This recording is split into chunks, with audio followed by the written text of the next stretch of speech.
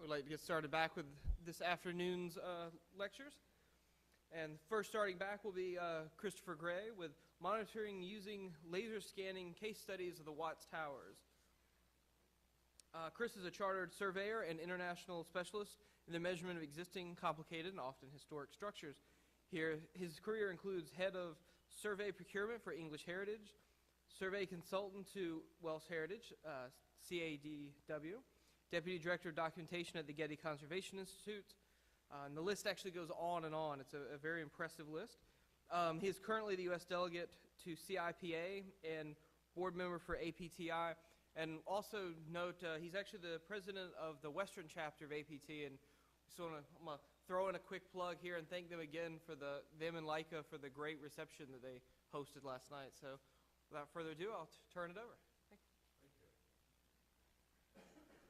Can you hear me all right? I got the unenviable task of starting the post-lunch time and just really trying to keep you all awake for the next hour. But a few musings from lunchtime conversations.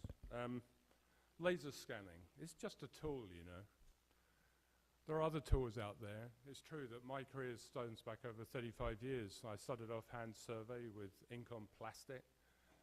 I went to photogrammetry, English Heritage, which they supported. We did non-digital photogrammetry. We did then digital photogrammetry. We've always used technology as a part of survey at EH, and this is, 20 years ago.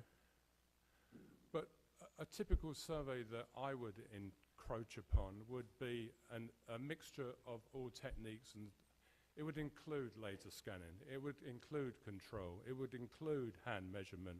And I think we should all think that on board. These are not laser scan projects. This is an integration of what is suitable.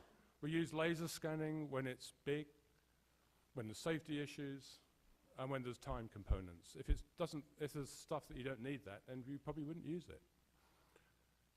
The other thing is that I'm a professional surveyor in the private sector.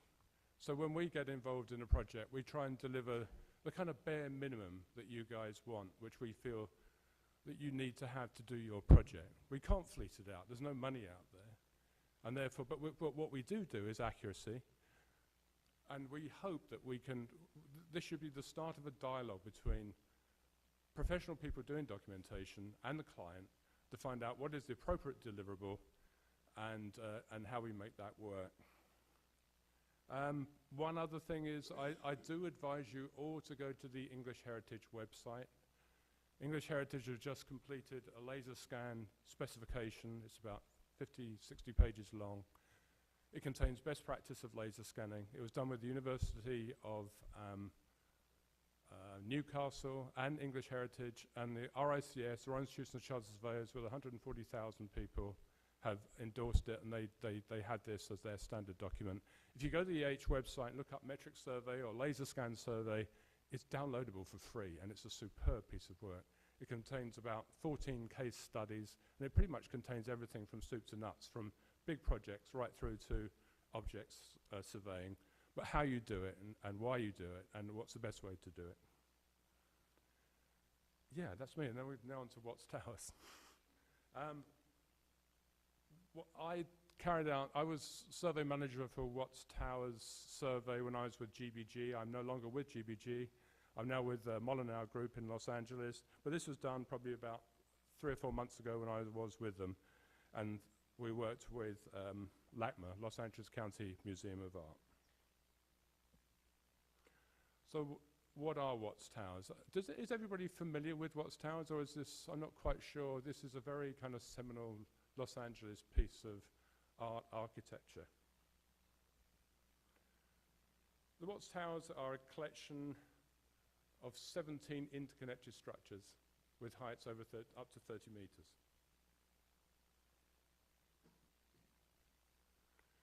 They've built, I'm just going to read this off. This actually came off Wiki, and it's an easy way to do it than me paraphrasing. The towers were built by an Italian immigrant worker, Simon Rodier, in his spare time over a period of 33 years, from 1921 to 1954. And the work is an example of non-traditional vernacular architecture and American naive art. They are iconic in Los Angeles, and they really are. Anyone that lives in LA, you find that on PBS news program, it's the kind of background where everybody knows about it. It's in everybody's psyche over there. It's a kind of a mixture, really, because it's part sculpture and it's part building.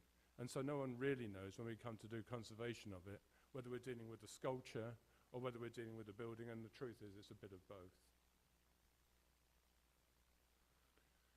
The watchtowers are comprised of armatures constructed from pipes and rods, wrapped with wire mesh and coated with mortar, as you can see from the... The main supports are embedded with pieces of porcelain, tile and glass, and stuff that kids used to bring in, we used to put onto this. And this has been built up, as I said, over 30, 40 years. He bent much of the tower's framework from rebar, using rail tracks as a vice. In 1955, he gave it away, and tired of the abuse he'd received, because a lot of people didn't like it, and he never came back, and he died a decade later, leaving this monument. So the challenges. Since they've been constructed, there's been structural movement due to earthquake. And a lot of the structure is failing. There's delamination of the surface. There's maybe movement in the actual, which has never been quantified or looked at, even though there's suspicion that maybe there has been movement. And it's dangerous. It's a very, very difficult structure that's within sort of framework of steel bars within steel bars within steel bars. To actually document it is incredibly difficult. And to actually work on it is also incredibly difficult. There have been ongoing investigations and condition assessments. I think some people in this room have actually been involved in the condition assessment, the survey, and the work on it over the last 10 years. And a lot of that work actually has already included laser scanning, which I think was used really to produce models of the site. The monument is now in the care of LACMA, Los Angeles County Museum of Art. And LACMA contracted GBG to provide a monitoring strategy to gauge movement over time. So we needed to establish a benchmark for future and past monitoring. It has to be cost effective. It has to be easily repeatable. And it has to be accurate. So this was our strategy. We knew we'd have to establish a permanent site control, meaning 4 control monuments outside the perimeter of the site. We felt that the minimum amount of data that would reflect any movement in the site would probably be 6 peaks out of the 20 or so that are there, 17 that are there. And that we would concentrate on the top 2 foot of each of those peaks and do those incredibly high resolution, scan it with high resolution. We would generate data along, sorry, let's move back. The control would be delivered as coordinate data. It would be X, Y, and Z. Height, an X-axis, a Y-axis, and a height. And we would deliver the data as 2D data along those axes. So we would establish the axes. We would deliver ortho data of that axis. Does this all make sense? Am I gonna, you get that? It's kind of a ethereal point.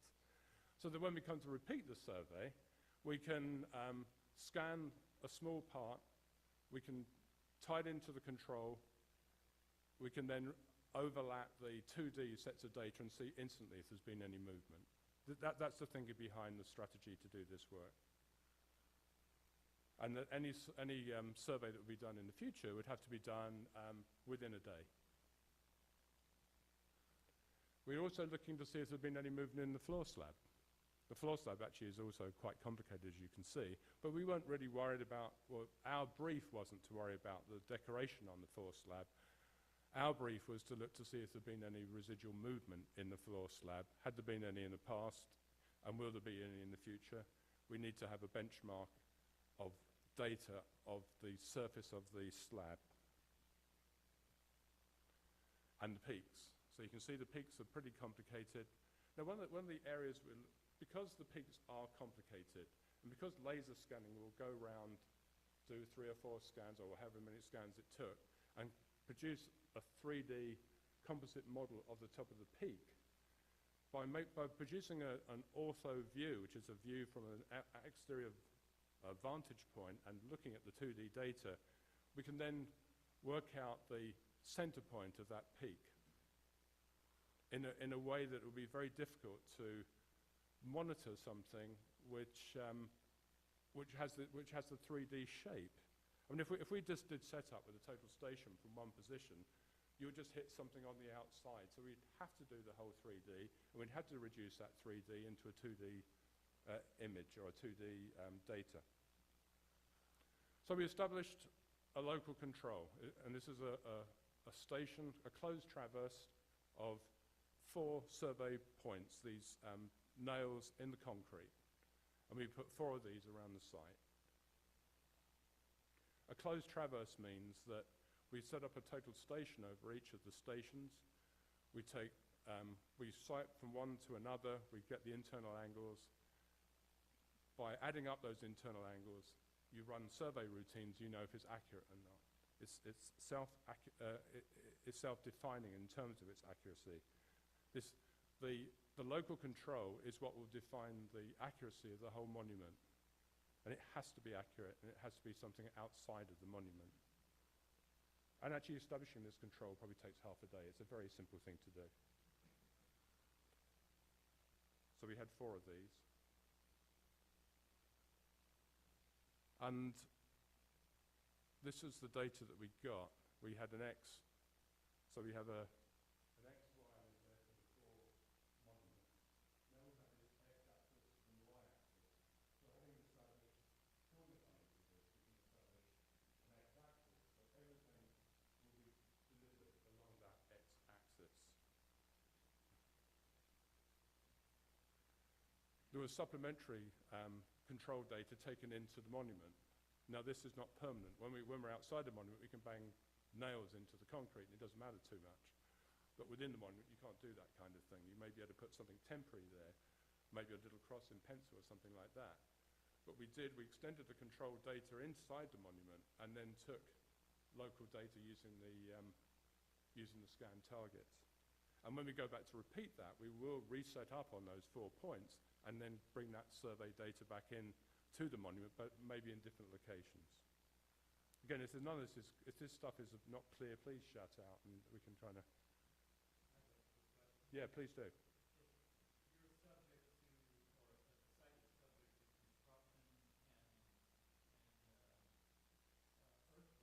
Yeah.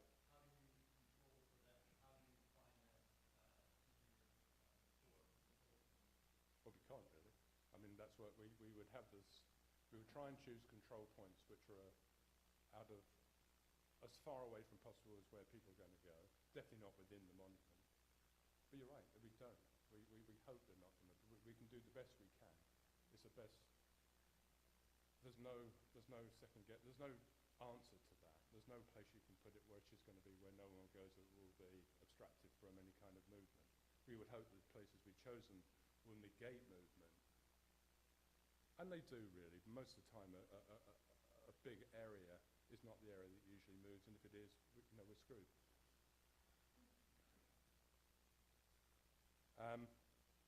The survey was carried out using a Leica C10 scanner. We took a lot of scans of them, so we actually do have the site as a 3D composite scan, unified scan. But our brief wasn't about the scanning of the site.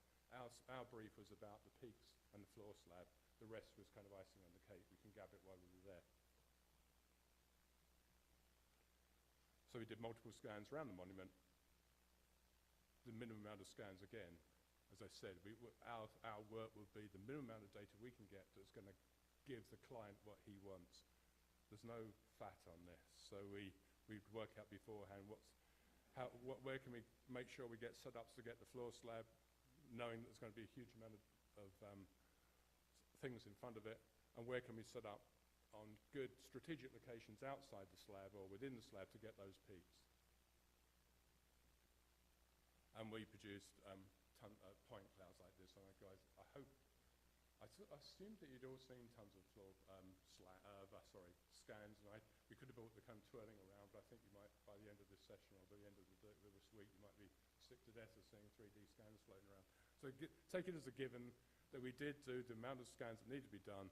They were registered together and they were unified into a single entity.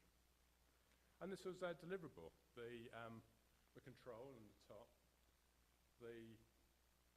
Down below we had we set a surface texture on the scan data, and then delivered it as a set of contours, I think at inch intervals, so they're instantly recognizable.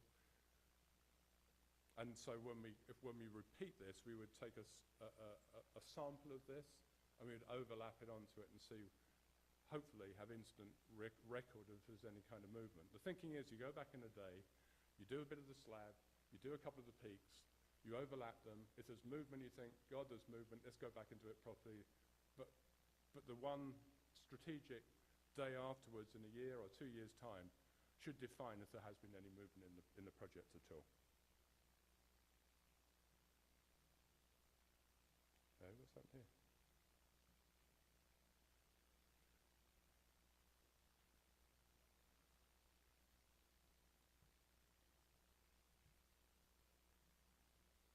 Sorry guys, it's been a hiccup.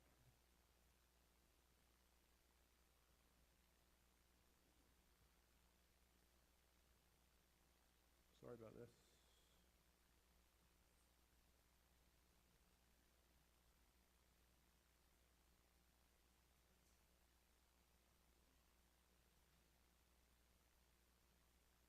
Can you put a hold on that amendment?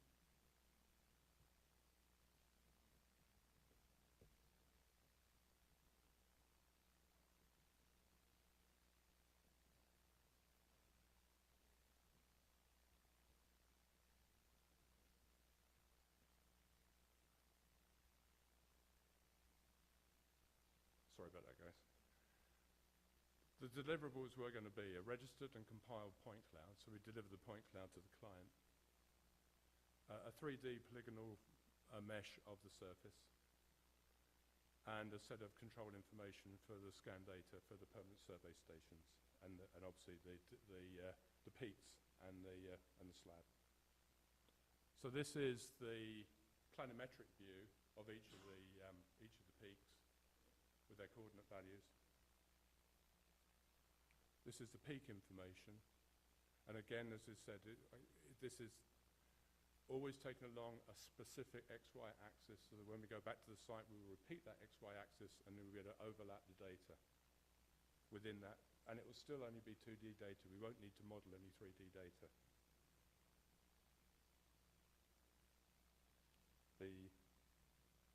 What's going on with this?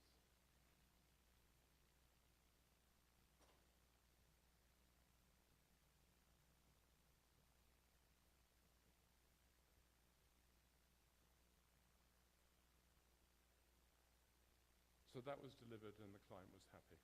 But then 3 months later, we had a call from LACMA that they actually had found in their archive some original survey data. The surveys carried out by a company called F.W. Cook that were carried out in 1988 and actually repeated in 1994. The data was good. It was good survey practice, but it was only obviously it was before the time of EDM. A total station will have electronic distance measurement. It will give you an angle and it will give you a distance from a prism. Back then you didn't have the distance. The laser thing wasn't invented then. So all you'd have is horizontal and vertical angles.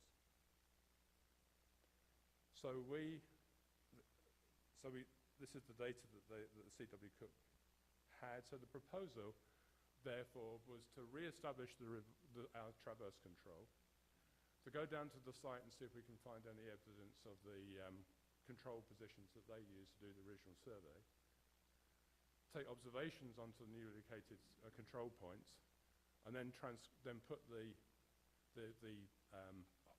angles through the survey software, and then generate new coordinate and benchmark values of the survey that's just been found. All the survey then will be generated in that single system which you've already established through the survey control. So that shows the original control, and it shows the control that we found. And we showed that so we went back to the site using a total station only. We didn't need to use the scanner. So all we were doing was just to fix those 3 survey points which were located, and just give them X, Y, and Z values, and then using that X, Y, and Z value using the angle data to work out the peak values.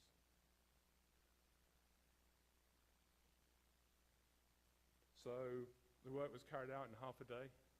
The observations, we found 3 control points, and we were able to transcribe all the values. The data was regenerated into a single coordinate system. I haven't got a copy of the data that was delivered, but the movement was detected. There was things we call in survey gross movement, which is something over 5 centimeters, which means it isn't survey. This is not a fault in the survey. This is actually something that happened. And we realized that on 2 of the peaks, they'd actually had movement because they actually carried out conservation on them, which complied with the data that we were finding. But on the other towers, we were shown to see that the movement was in 5 millimeters, which was the acceptable level, what we'd expect to say pretty much no.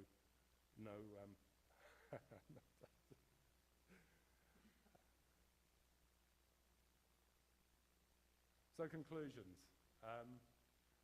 We feel this is the perfect use of a laser scanner to generate the data we needed. It was cost effective. It is accurate. It allows a repeatability in a half day, and it also carries out best practice survey methodology with experienced people that know how to do this kind of work, which we feel is key. Thank you.